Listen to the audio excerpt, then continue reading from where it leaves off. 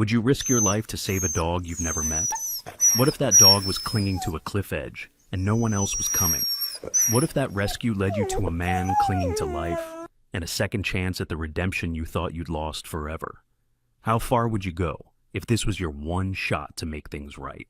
The late afternoon sun fell gently over Springdale, Utah, warming the red cliffs of Zion National Park with a soft golden hue. The wind had picked up, dry and restless, scattering sand through the canyons and rustling the sparse brush lining the trail that cut past the edge of town and into the wilderness. Frank Delaney walked with his hands deep in his pockets, his steps heavy, his breath misting faintly in the crisp autumn air. He was a tall man, though slightly stooped with age, 60 years old and worn in every sense.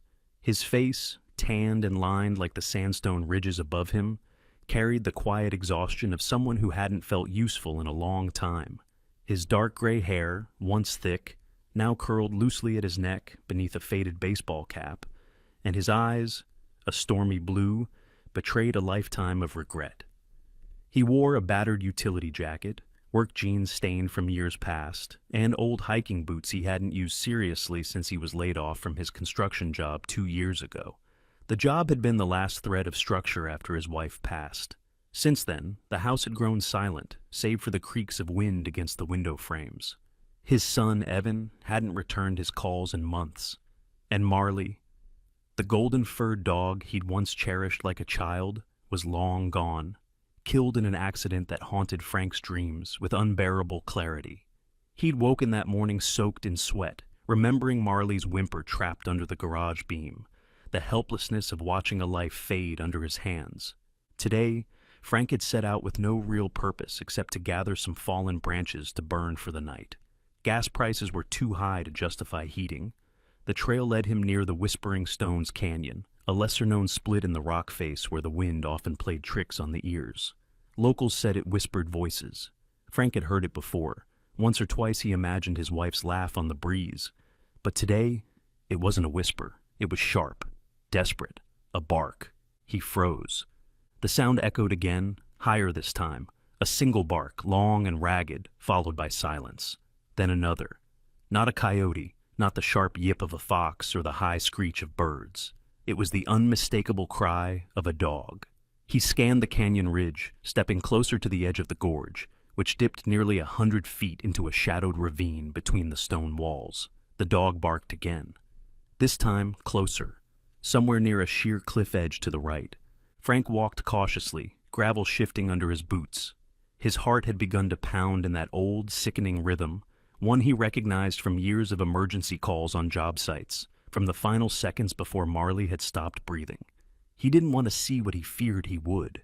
He reached the ledge. Down below, on a protruding stone shelf barely wider than a sidewalk curb, stood a dog, a golden retriever. Its coat, though dulled and dusty, still shone with hints of honeyed gold where the light struck. The dog was standing stiff, its tail low, body pressed to the stone behind it. It barked again, not out of aggression, but out of fear and exhaustion.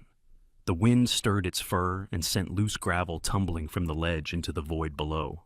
Frank took an involuntary step back from the edge, his legs trembling. The dog was stranded. No trail. No outcrop near enough for it to jump. Just that ledge and a sheer drop below. How had it gotten there? He scanned the surroundings. The canyon wall above was jagged, possibly accessible by a narrow side route, but nothing easy. No collar was visible from this distance, but it didn't matter. The animal was in trouble, and no one else was here to see it. Frank knelt, resting his hand on a boulder for balance, staring at the dog. For a long moment, they looked at each other, man and animal, connected only by the wind between them and something unspoken. The dog's eyes were dark, wide, pleading, and in them, Frank saw something that shattered him. He saw Marley. Not the face exactly, but the same look of fear, of resignation. The ache in his chest flared. Not again, he muttered. His voice cracked from disuse. For a second, he hesitated. Should he go back? Try to call someone? But his flip phone had barely enough signal to check the weather. By the time help arrived, if it did, the dog could fall. The sun was sinking lower. The wind had picked up. He looked again. The retriever was now lying down on the ledge, curling slightly as if bracing for cold. A soft whimper floated up to him like smoke. Frank stood up slowly. His knees popped, his hands clenched and unclenched. He couldn't undo Marley's death. He couldn't bring back his wife. He couldn't fix the years of silence between him and Evan. But maybe he could save one life today, even if it cost him everything. "I'm coming," he said aloud, surprising even himself with the strength in his voice.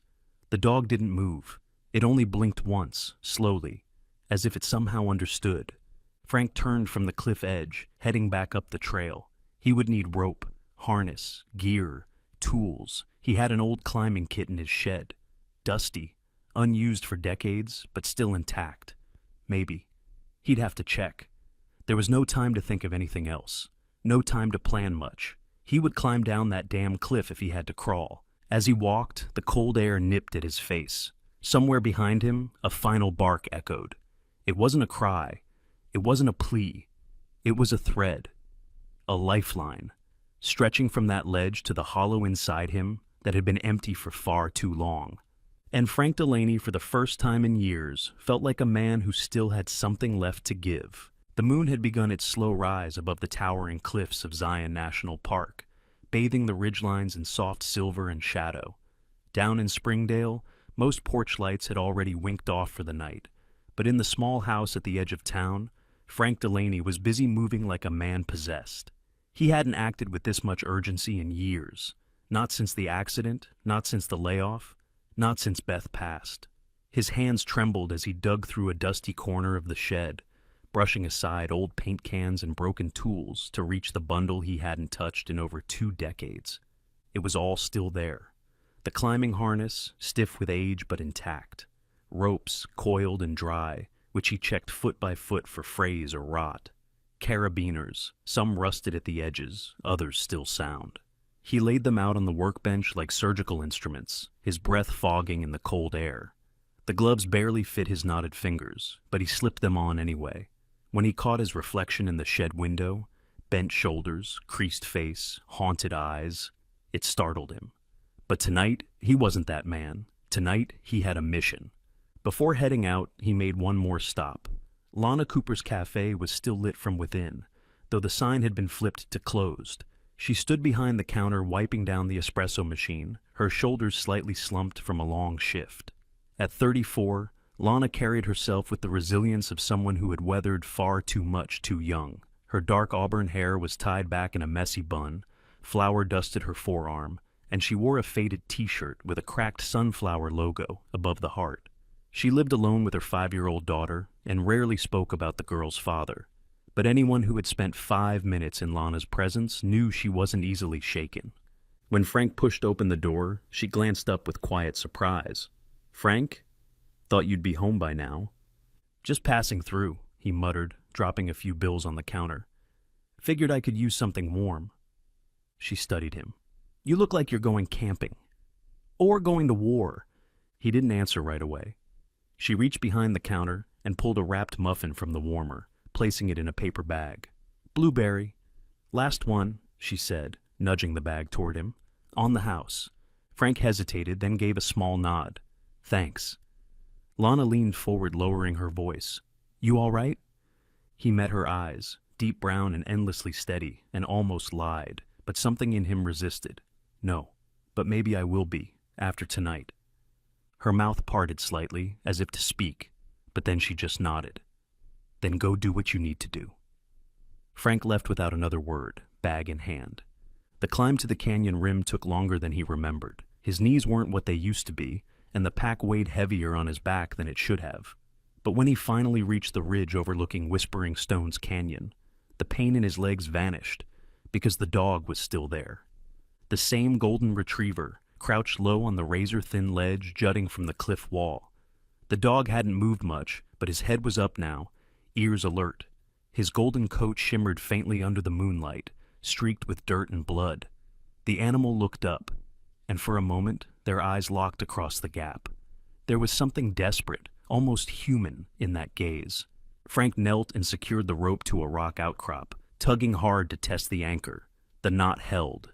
He pulled on the harness, checking each strap, adjusting the gloves one last time.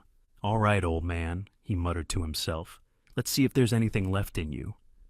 The rappel wasn't long, about 50 feet, but the terrain was brutal. The canyon wall was uneven, scattered with loose pebbles and broken chips of red stone that made each foothold a calculated risk. His gloves burned from the rope friction as he lowered himself inch by inch. Below him, the dog whimpered softly, shifting nervously on the ledge. Halfway down, the wind kicked up. It roared through the canyon like a freight train, slamming into Frank's back and making the rope sway. He braced his boots against the wall and waited, heart thundering. When it died down, he resumed the descent, reaching the final 10 feet above the ledge. From this vantage point, he saw how truly narrow the rock shelf was, barely wide enough for the dog to lie on, let alone turn around. One wrong movement could send them both plummeting into the darkness below. Frank adjusted his grip, exhaled slowly, and lowered himself the final stretch. His boots scraped against the stone as he eased onto the ledge, flattening himself against the cliff face. The dog tensed, ears flat, body rigid. Frank raised his voice, low and calm. "Easy, boy, I'm not going to hurt you." The retriever growled once, low and exhausted, but didn't move. Frank could see the whites of his eyes, the dirt crusting his snout, the slight tremor in his legs. "I'm here to help," Frank said again, inching forward. His movements were painfully slow, his body half pressed to the wall, one hand stretched outward. "I've got you, all right? Just don't move too quick." The dog sniffed the air, then, miraculously, leaned forward just enough to touch his nose to Frank's gloved hand. Frank felt his chest crack open at the gesture, that little sliver of trust. He didn't move yet, not until he was sure. He studied the dog, male, probably 5 or 6 years old, with a broad frame and tired eyes. His fur was matted in places, and there was a small cut along one leg, but he wasn't broken, just scared, just stranded. Frank reached into his pack slowly and pulled out a length of makeshift webbing, a sling he'd fashioned at home to use as an improvised dog harness. He laid it on the stone beside him. "We're gonna get you out of here," he whispered, "but we're gonna do it safe." Then a rock shifted under his boot. For one terrifying second, the entire ledge groaned and tilted.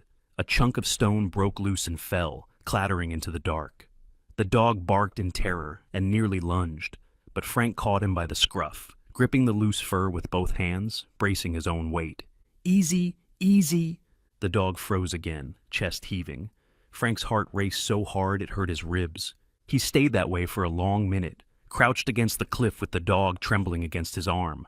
The stone beneath them crackled slightly, settling back into stillness. Frank shut his eyes. Beth's voice floated into his mind again, quiet, insistent. "Don't leave him." He pressed his forehead to the rock. "I'm not going to."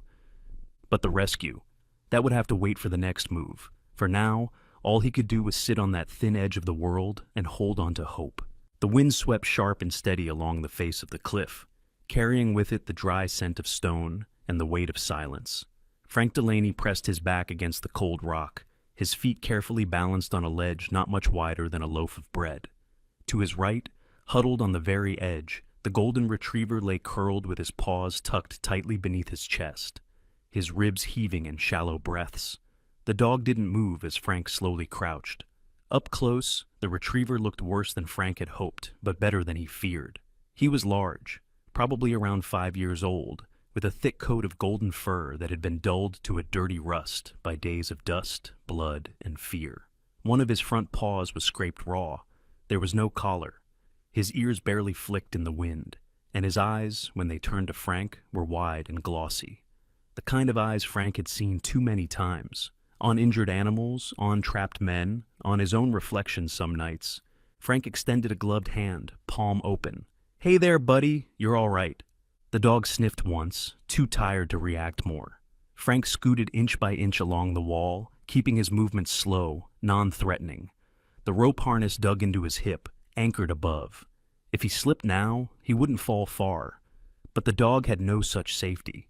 One sudden lurch from either of them, and this ledge would no longer be enough. Frank exhaled through his nose.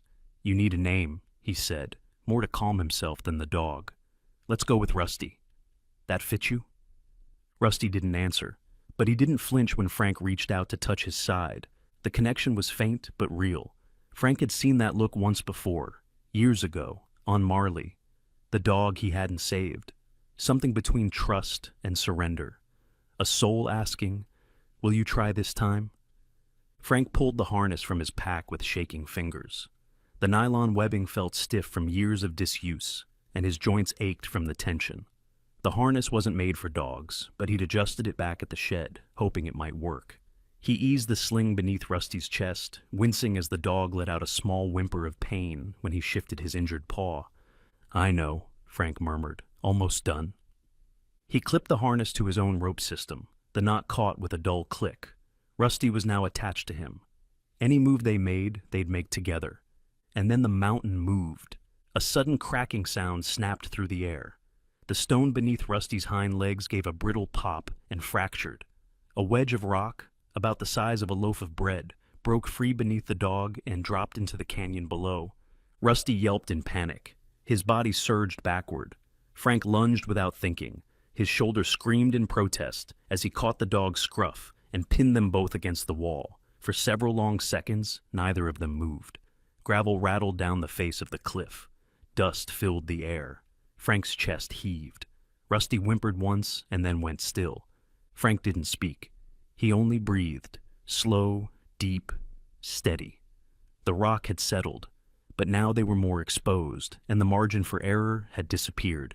He turned his head and pressed his temple against the stone. The throbbing behind his eyes returned in a low pulse. He knew the signs. His head injury acting up again, a souvenir from a scaffold collapse a decade ago. When it flared, sometimes he heard Beth's voice, soft and ghost-like in his mind. It came now, faint and warm. "Don't leave him, Frank. Not this time." Frank gritted his teeth. "I won't," he whispered. "I swear to God, I won't." He looked down at Rusty, whose head now rested on his lap, body slack but still alert. The dog was done resisting. He had handed himself over, trusted Frank completely. That trust was more terrifying than the climb. Frank stayed still for several minutes, letting the dust settle, letting the cliff return to quiet. When the wind rose again, it was gentler, like breath instead of warning. He tested the rope between them, checked the harness again, made mental calculations. Distance, load, risk. The way down would be harder than up, but it was the only way now. He reached over and stroked Rusty's side once, calming both of them. Then, with quiet finality, Frank whispered, "We're going down together." But he didn't move yet. They weren't ready, not yet. The first few feet of descent were slower than Frank Delaney had anticipated. He had expected gravity and adrenaline to carry them down swiftly, but Rusty's weight shifted awkwardly against his side, and the rope creaked with strain. The old harness straps dug into Frank's ribs, and every movement had to be calculated, not just for his own safety, but for the trembling dog tethered to him like a second heartbeat. The canyon air was dry and sharp, each gust slicing between stone faces, stirring loose pebbles that clicked down into the unseen darkness below. About 10 feet into the rappel, the rope snagged. Not suddenly, not violently, but enough that Frank felt it in his core. A hesitation. A tension that shouldn't have been there. He froze midair, his boots braced against a slight ridge. Rusty, hanging beside him, let out a low whimper. Frank glanced upward. The rope had caught in a narrow groove of the rock wall above, pinched between two jagged protrusions. It wasn't dangerous, yet, but if they moved wrong, the tension could damage the rope or worse, snap a strand. He muttered under his breath, Of course you'd pick tonight." He shifted weight to his left foot and extended his body upward as much as the harness would allow. Rusty, sensing his strain, began to pant loudly, his paws scrabbling against the wall. One of his back legs twisted in the sling, and the dog yelped sharply, a guttural sound of panic that pierced Frank's ears and gut alike. No, Rusty, stay still," Frank hissed, trying to steady him.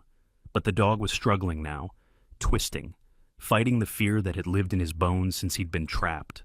Frank clenched his jaw. Damn it! He had no choice. He reattached a secondary carabiner to an anchor point in the rock face beside him, then began climbing back up toward the pinch. The muscles in his arms screamed immediately. He hadn't done this kind of reverse movement in 20 years, and every inch cost him, but Rusty's whines didn't stop. So he climbed. The light on his headlamp flickered once, then steadied, and he reached the pinch point. He used his gloved fingers to wedge apart the sharp edge of the groove, inch by inch, until the rope sprang free with a small jolt. He held his breath. The tension eased. He climbed back down to Rusty, whose body had gone limp again, but whose eyes tracked Frank closely. "I know," Frank muttered as he checked the dog's harness. "That wasn't fun for either of us." The two of them resumed their slow, nerve-wracking descent. The canyon was narrower here, the wind funneled and relentless. With each foot gained downward, Frank felt the canyon grow more claustrophobic, as if it were closing in. Then, when they were maybe 30 feet from the base, Rusty stirred. Not just stirred, he pulled. The dog shifted his weight, twisting his head toward a dark split in the rock, to the right of their planned descent route. His nose flared. He whimpered again, but this time it wasn't fear, it was urgency. "What is it?" Frank asked, eyes narrowing. "What do you smell?" Rusty barked once, sharp, intentional, and began to pull toward a ledge that branched off from their original line. Frank cursed again. "You want me to follow you now?" Rusty barked again. Against his better judgment, Frank swung their rope line toward the side path. He spotted a low, broken trail that hugged the canyon wall like a precarious shelf. With effort, he lowered them onto it, unclipping the harness carefully. Rusty hit the ground first and took off immediately, following his nose, tail low but wagging. Frank, panting hard, had no choice but to follow. They walked for about 50 yards along the uneven trail until the canyon opened slightly into a shallow alcove. That's where Frank saw it, a backpack. It was wedged between two fallen boulders, partly torn open. A cheap aluminum water bottle lay nearby, dented and dry. The pack itself was dusty, but the color was still visible, a forest green with faded black straps. Frank approached cautiously. "Anyone out here?" he called. His voice bounced off the rocks, then faded into silence. He crouched beside the pack and unzipped it slowly. Inside were a half-used roll of bandages, an empty snack wrapper, and a cracked phone. Its screen shattered, battery long dead. Rusty sniffed at the items, then barked again, low, almost mournful. Then Frank saw it. A trail. Not footprints, but small dark drops along the rock. Blood. His breath caught. Rusty had already begun following the trail. His gait was faster now, ears perked, nose to the ground.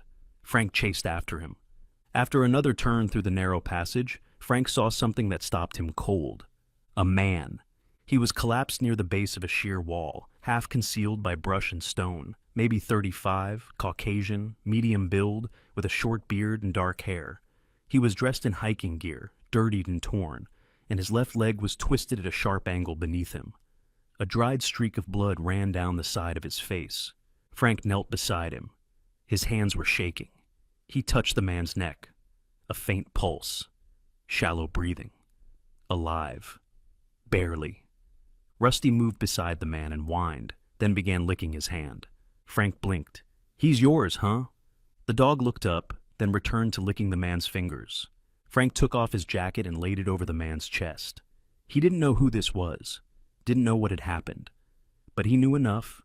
Rusty hadn't just been trapped. He had stayed behind, refused to leave. The pain behind Frank's temples returned. Not physical now, but memory. Evan, his son, 17. The night he left. Frank had come home drunk again. The fight was loud, bitter, full of words they could never take back. Frank had accused Evan of being weak. Evan had screamed, "You only see your failures, Dad, but I'm not yours to fix." Then he had walked out the door. Frank had never heard from him since. Now, in this canyon, beside this unconscious stranger, Frank felt that same pit in his chest, the ache of being too late. But this time, maybe he wasn't. Rusty moved closer to him, resting his chin on Frank's knee. Frank's hand reached down without thinking and brushed against the dog's neck. For the first time in years, his touch wasn't met with fear or rejection. Just warmth, just trust. The canyon air was thinner here, heavy with stone and silence.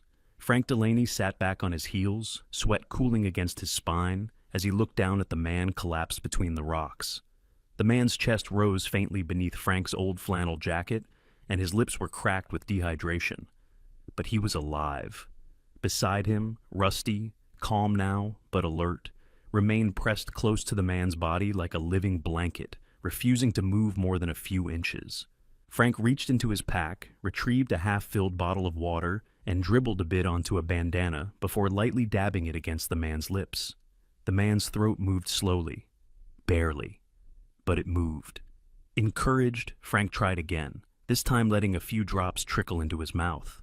The man's jaw twitched, and after a pause, his eyelids began to flutter. "Come on, stay with me," Frank muttered, checking for the pulse again, still weak but steady. "You've held on this long." The man groaned softly and turned his head slightly. When his eyes opened, their dull blue color flicked to Rusty first. His cracked lips shaped a word that came out as breath. "Rusty?" Frank leaned forward. "Yeah, he's right here. You're safe." The man's eyes drifted toward Frank, trying to focus. "Who are you?" "Name's Frank.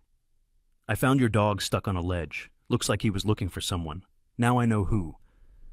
The man gave a weak nod, then winced at the movement. "Legs busted," he rasped. "I figured," Frank said. "You're wedged between two boulders and your foot's pointing in the wrong direction.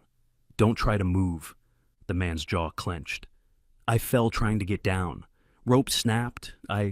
He paused, coughed, and winced again. "Easy. Save your strength." Frank reached for the radio, clipped to his pack, and toggled it on. A burst of static met his ears. He adjusted the dial manually, setting it to the emergency frequency he had used on construction jobs in the past. After a few tries, a clear voice cut through the noise. "This is Zion Emergency Dispatch. State your call sign." "This is Frank Delaney," he said, his voice steady despite the adrenaline that still hummed in his veins. "I'm about 200 feet below the eastern ridge of Whispering Stones Canyon. I've found an adult male hiker, unconscious when discovered, now responsive. Left leg likely fractured. Signs of dehydration and possible concussion. I need a rescue team out here." The voice on the other end was professional, calm. "Copy that, Mr. Delaney. Can you confirm any identifiers?" Frank looked down at the man. "What's your name?" "Ethan Brooks," the man whispered. "Name's Ethan Brooks," Frank repeated. There was a pause. "We have a missing persons report matching that name. A guide from Red Cliff's Outdoor Tours, missing since Wednesday." "That fits," Frank said. "We're dispatching a rescue team. Terrain is unstable. ETA approximately 90 minutes. Do not attempt to relocate the subject." Frank sighed. "Understood. I'll keep him stable." "Keep radio open. We'll ping this transmission for GPS lock. Dispatch out." He clipped the radio back and turned to Ethan. "Help's on the way. Don't go passing out on me again." Ethan gave a faint, pained chuckle. "No promises." Frank crouched beside him again. "You said you were a guide?" Ethan nodded weakly. "Yeah, took a group on the upper trails. We broke camp early, planned to loop past the switchbacks before the heat hit. Saw something move off trail. 2 pups. Thought they were coyotes at first, but they were limping, barely standing." Frank's brow furrowed. "Dogs? Like Rusty?" "German Shepherd mixes, I think. Maybe a few weeks old. Someone dumped them, I guess. I didn't want to leave them. Told the group to keep moving. I'd catch up. Tried to get them down. That's when the rock slide happened. I stashed the pups on a ledge, higher up. Thought they'd be safer there than out in the open." Frank shook his head. "So Rusty, he followed me." "Always does," Ethan said, the words slurring slightly. "He's trained for trails, rescues. Smart. But the ledge gave out under him before I could clip his harness. He went down. I tried to follow, but I didn't tie in. Rope slipped." Frank looked at Rusty, who now rested his chin gently on Ethan's forearm. "You've got one hell of a dog." "He's family," Ethan murmured. "Saved people, found kids. Never thought I'd need saving." Frank didn't respond right away.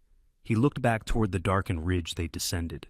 The sky above was cloudless, a wide stretch of stars spilling over the sandstone cliffs.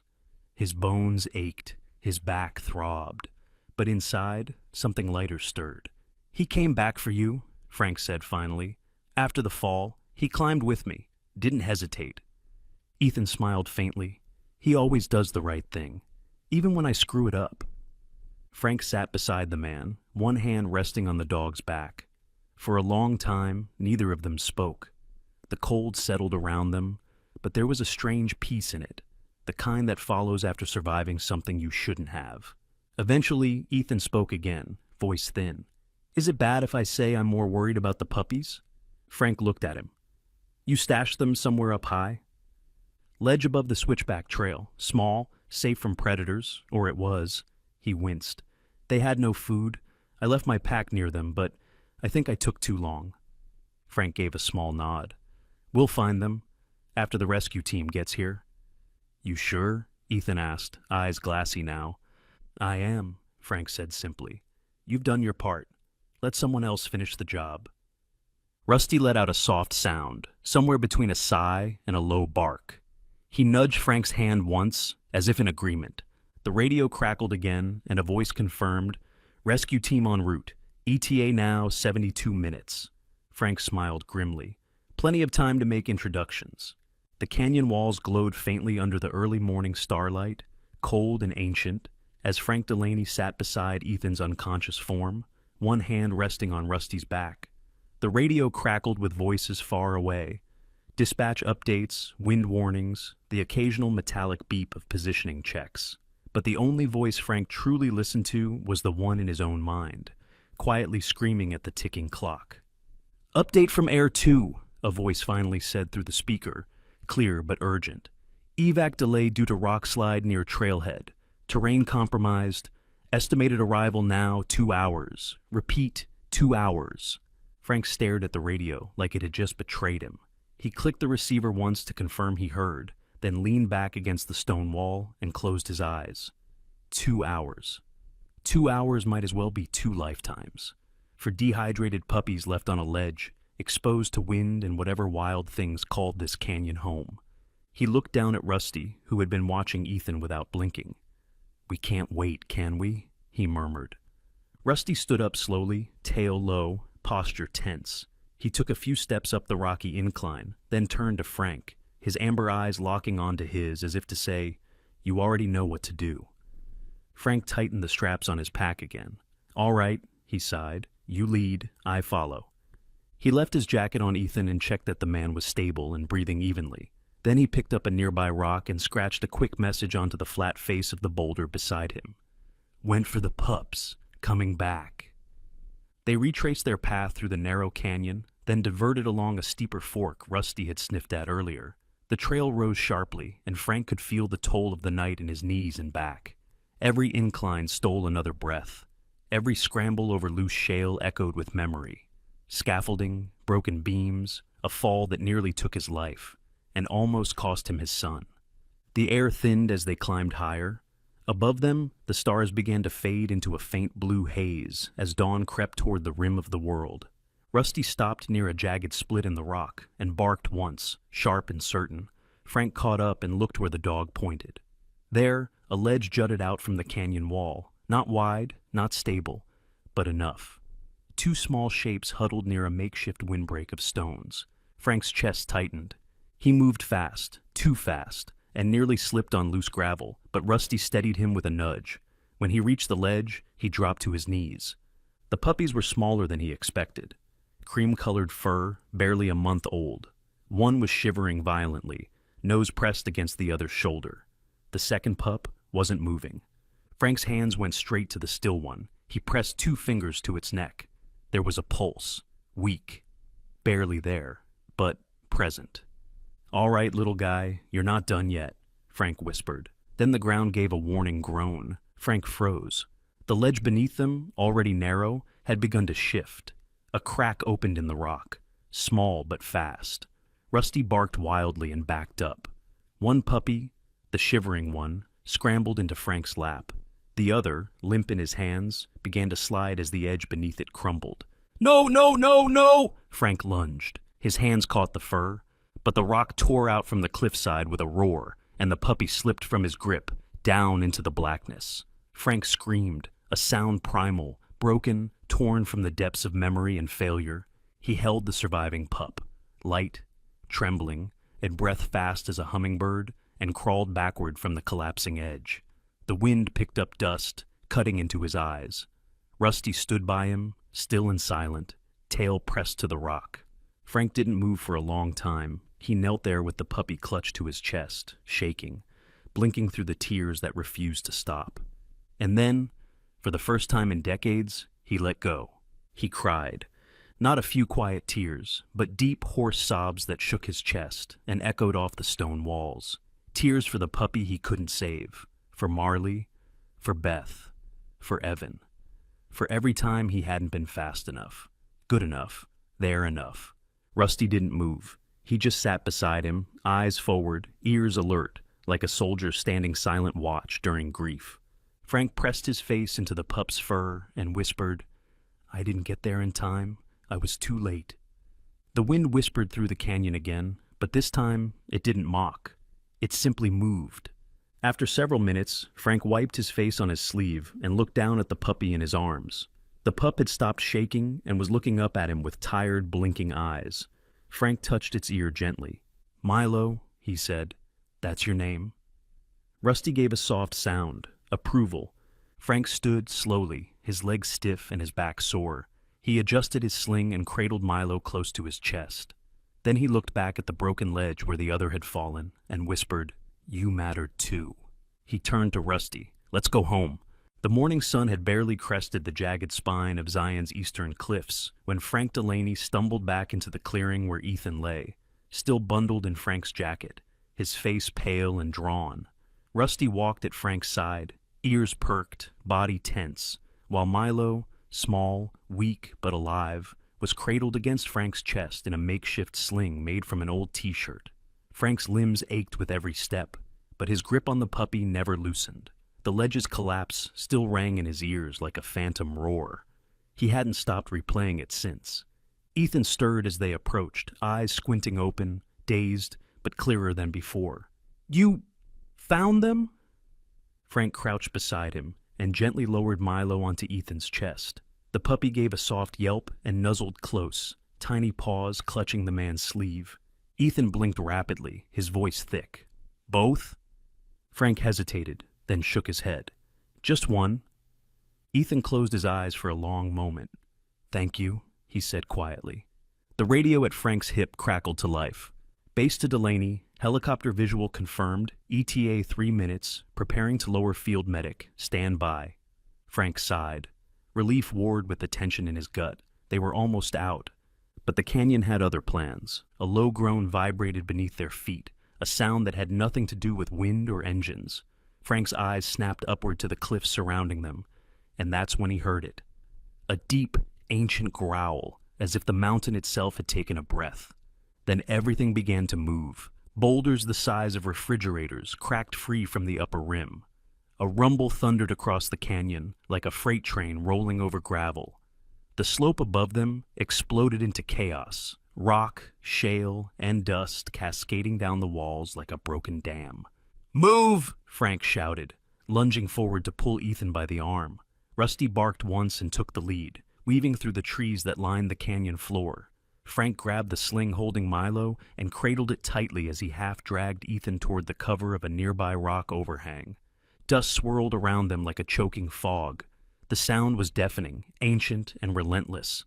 Chunks of stone smashed into the clearing, one tearing through the area they had just left. The radio at Frank's side sputtered, then died. For several minutes, the world became nothing but noise, grit, and breathless prayer. When the roar faded, all that remained was silence. Broken, stunned silence. Frank coughed violently, brushing dust from his face, and looked around. The entire exit path had vanished, swallowed by a fresh pile of rock and broken trees. The way out was gone. He turned to Rusty, whose face was streaked with dust but uninjured. The dog's ears twitched, and he was already scanning the cliffs, head cocked as if calculating. Ethan groaned. "Is it over?" Frank nodded. "The rescue path's buried. They won't be able to reach us from that side. So now what?" Frank looked at Rusty, who had turned away from them and begun walking up a steep incline of cracked stone. He barked once, stopped, looked back. "You've got to be kidding me," Frank muttered. Rusty barked again, more insistent this time. Ethan gave a breathless laugh. "Your dog's trying to lead us again." Frank stood slowly, his knees stiff, his heart still racing.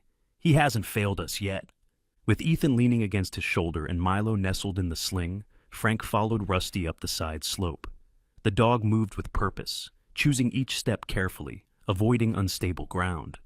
The incline was brutal, and Ethan's broken legs slowed their progress to a crawl, but Rusty never moved too far ahead. He always paused, always looked back. They climbed for nearly 20 minutes through debris and loose gravel until Rusty suddenly veered left, disappearing into a narrow crevice between two slabs of stone. Frank followed cautiously, and what he found on the other side made him blink in surprise. It was a trail. Faint, crumbling, half erased by time, but unmistakably man-made. Old wooden markers leaned out of the rock face, one half buried under moss and dust. A collapsed rope railing curled like a fossil along the edge. The path led down the mountain, curving gently but steadily. "A forgotten trail," Frank whispered. "Rusty, how the hell did you find this?" The dog wagged his tail and nudged one of the markers, then looked expectantly toward Frank. Ethan was pale but conscious, sweat dripping down his temple. "Can you get us through?" Frank studied the path. Narrow, unstable, but walkable. "With help, yeah. It's risky, but better than waiting for a rescue crew that can't reach us." With effort, they began their descent, one step at a time. Frank fashioned a crude brace from branches and rope to keep Ethan upright. Rusty trotted ahead, occasionally stopping to bark if Frank veered off course. Milo whimpered now and then, but stayed curled close to Frank's chest, heart fluttering like a trapped bird. Meanwhile, in Springdale, Lana Cooper stood behind the counter of her cafe, the television on mute, her eyes locked on the scrolling headline at the bottom of the news screen. Zion Rockslide traps missing guide, search and rescue en route.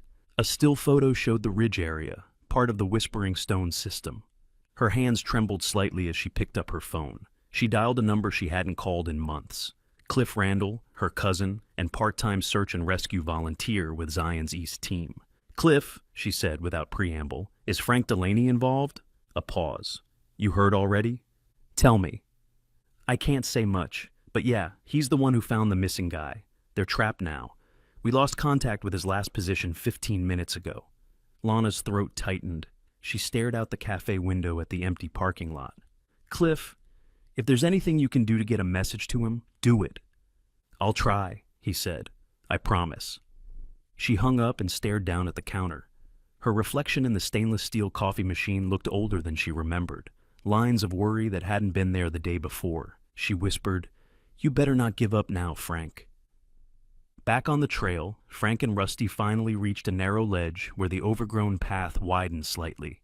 Frank collapsed onto a boulder, gasping for air, cradling Milo gently as Ethan leaned against a tree, breathing shallow but steady. Rusty sat beside them, eyes fixed on the horizon, as if he knew this wasn't over, but they were one step closer. The scent of antiseptic clung thick in the air as Frank Delaney sat in a stiff plastic chair in the corner of a small hospital room. His left hand was wrapped tightly in gauze from a rope burn, and a deep scrape across his cheek had been cleaned and left to sting in the cool air. A thin line of stitches ran across his forearm, where a rock had caught him during the last descent. But Frank barely noticed any of it. Rusty lay curled at his feet, head resting on Frank's boot, eyes closed, but his ears twitched with every noise from the hallway. He hadn't left Frank's side since the medevac had finally reached them the morning after the landslide. He had growled at a nurse when she tried to take Frank's coat. No one had tried again. Across the room, Ethan Brooks lay motionless under crisp white sheets, an IV in his arm, and oxygen tubes beneath his nose. His face was pale but calm, and his left leg sat elevated in a sling. The doctors had told Frank just hours earlier, if you hadn't reached him when you did, the infection in his leg would have become systemic, maybe within hours. He wouldn't have made it to morning. Frank hadn't known what to say to that, so he didn't say anything. He'd simply nodded and turned back to the window, where the red peaks of Zion shimmered under the rising sun like sentinels watching over the wounded. Now, as the sun reached its zenith, a knock tapped gently at the door. Frank didn't answer. Rusty lifted his head.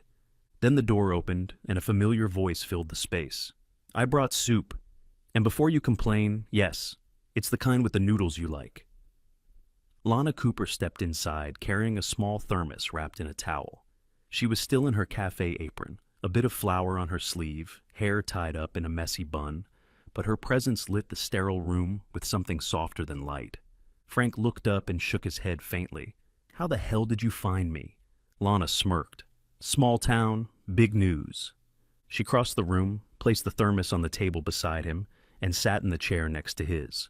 Her eyes flicked to Ethan. "He gonna make it?" Frank nodded. "Barely. Another couple hours," they said, and it would have been too late. Lana let out a breath she didn't realize she was holding. "You saved him." Frank didn't answer. The silence stretched until Rusty nudged Lana's hand gently. She smiled and scratched behind his ears. "And you too," she said softly. "You magnificent mutt."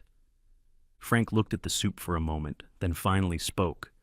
"You know, out there, on that ledge." I heard her voice. Lana turned to him, her brow knitting slightly. "I've been hearing Beth in my head for years now. Thought it was just memory.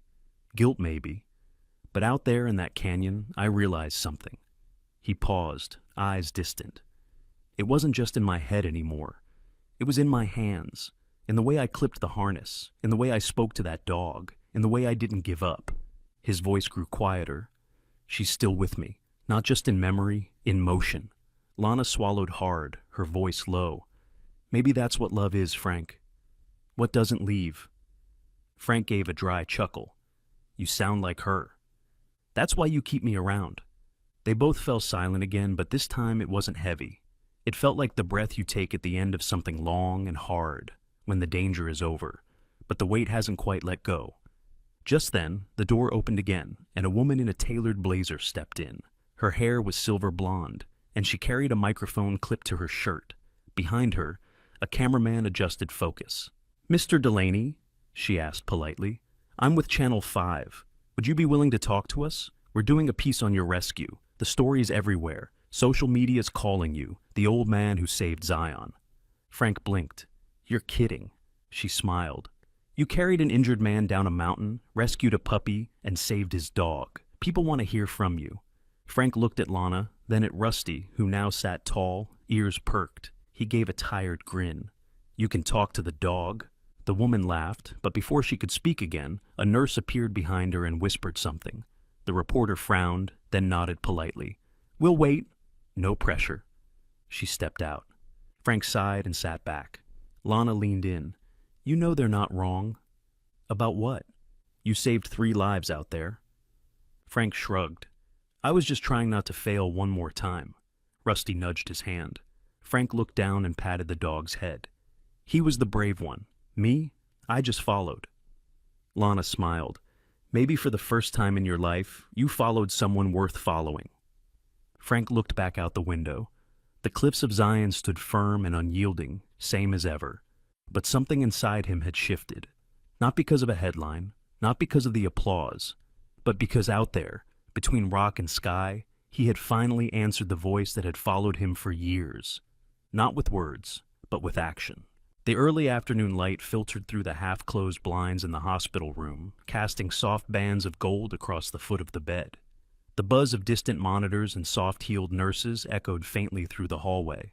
Frank Delaney sat beside Ethan Brooks, arms crossed, one leg bouncing slightly in that old, restless rhythm he'd never been able to break. Ethan looked stronger today.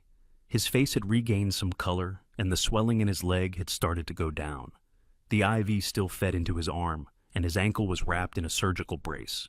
But he could sit upright, and most importantly, he could speak clearly. Rusty lay in the corner, watching both men with a kind of focused serenity, ears forward, tail gently tapping the tile floor every so often. He hadn't moved more than 10 feet from Frank since the rescue. Ethan was the first to speak. "You ever think about what comes next?" Frank gave a dry chuckle. "At my age, next is usually a nap." Ethan grinned, but there was something behind the expression. Hesitation. Wait. "I mean, for Rusty," Ethan said finally. Frank stopped moving. The room seemed to still with the words. Ethan leaned back against the pillow, taking a breath. "They're sending me back east. Home. My mom's place. I need surgery. Long rehab. Could be 6 months before I can walk without crutches." Frank nodded slowly. "Makes sense. There's no one out there who can take him. My sister's allergic. My mom's got 2 cats who already hate each other. And I don't want him stuck in some kennel. He's not a dog you can shelve until you're ready again." Frank didn't respond. Ethan turned his head toward him. "I want you to take him." Frank blinked. "You what?" "I've seen the way he follows you. The way he listens. Rusty's never latched on to someone like that. Not even me. Ethan's voice was calm, but his eyes were rimmed with something like grief. You brought him home, Frank. You saved him. And he chose you. Frank stood up, walking a slow line between the hospital window and the bed. I'm not exactly retirement home material for a dog.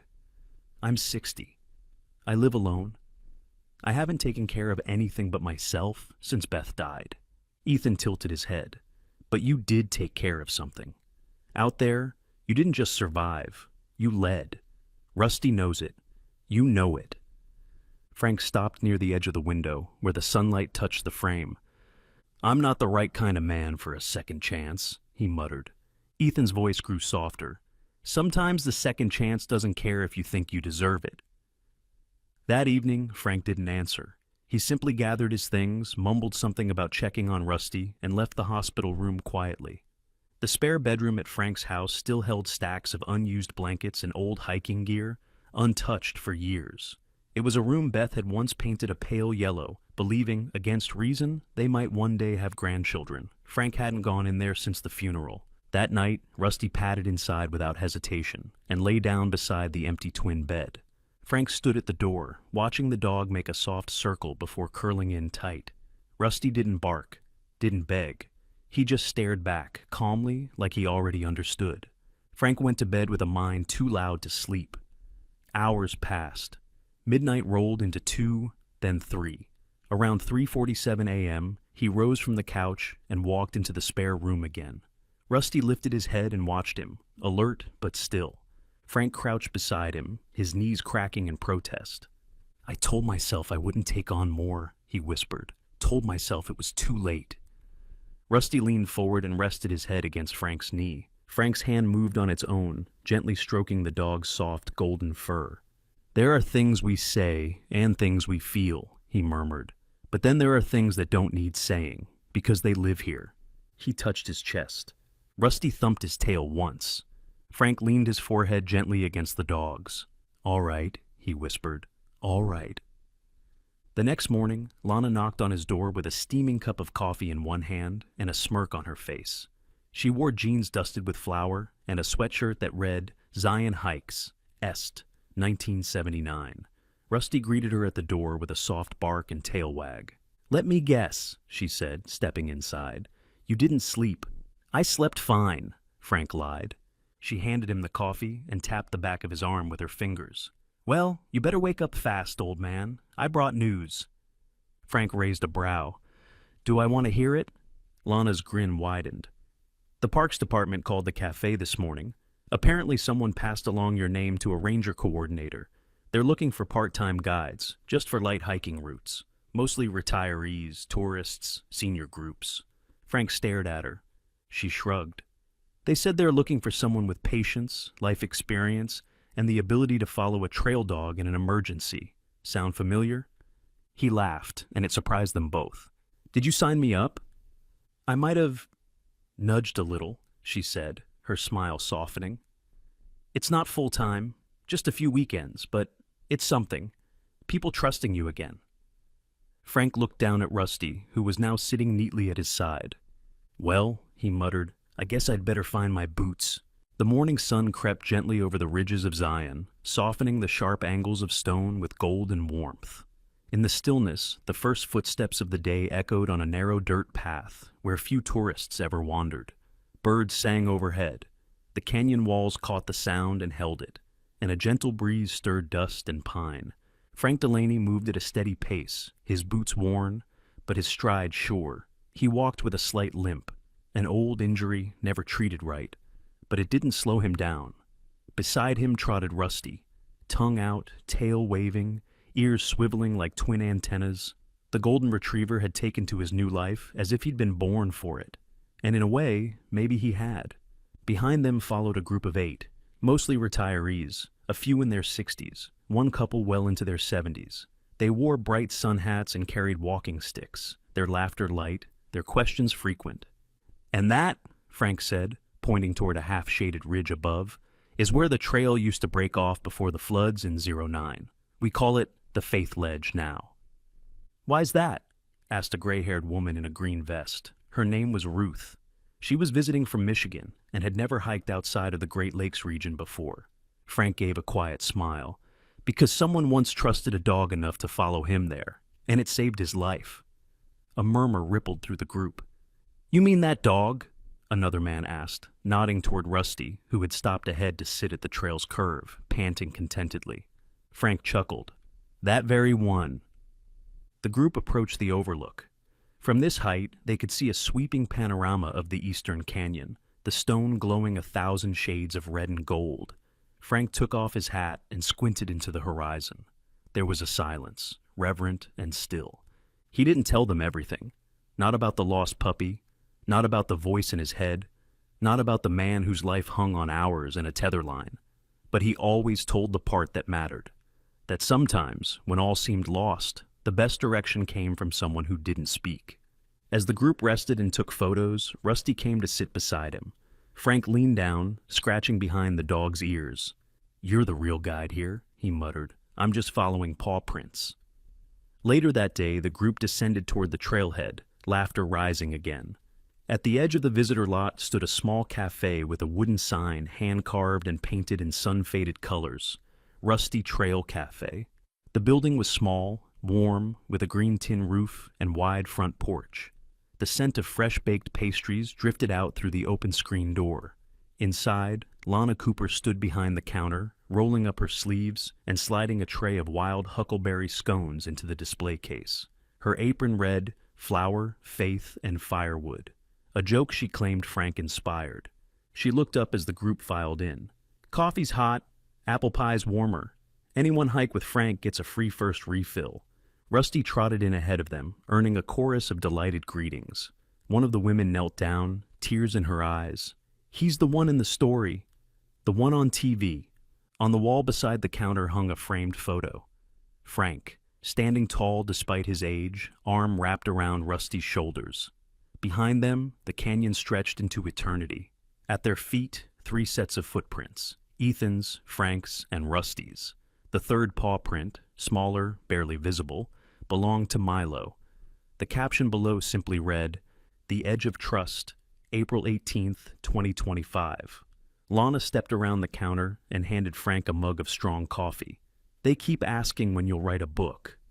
Frank snorted. "I can barely write my name without backspacing twice." She smiled and gave him a playful shove, then dictated, "Rusty can be your editor." The cafe was busy now, filled with laughter, cameras, and hikers reliving their quiet miracle. Frank stood off to the side, watching it all unfold, heart full but quiet.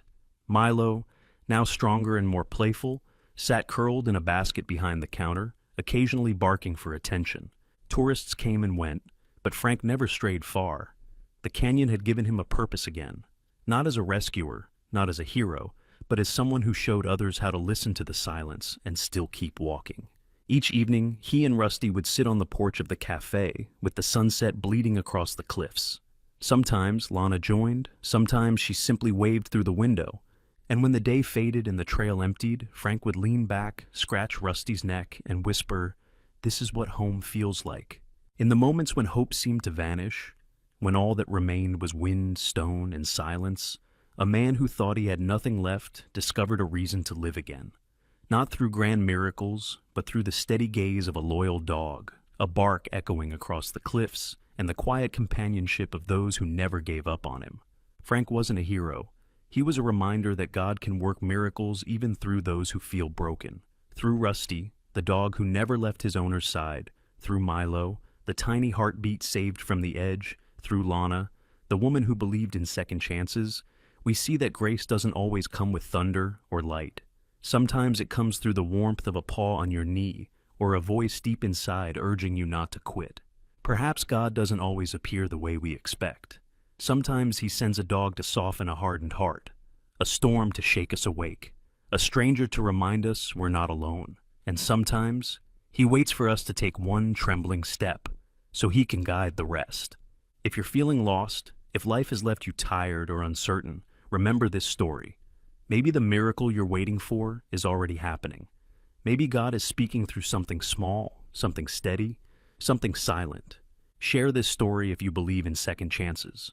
Comment if you've ever felt God lead you in your own way. Subscribe to this channel to follow more journeys that speak to the soul. May God bless everyone watching. And if this story touched your heart, type one simple word in the comments. Amen.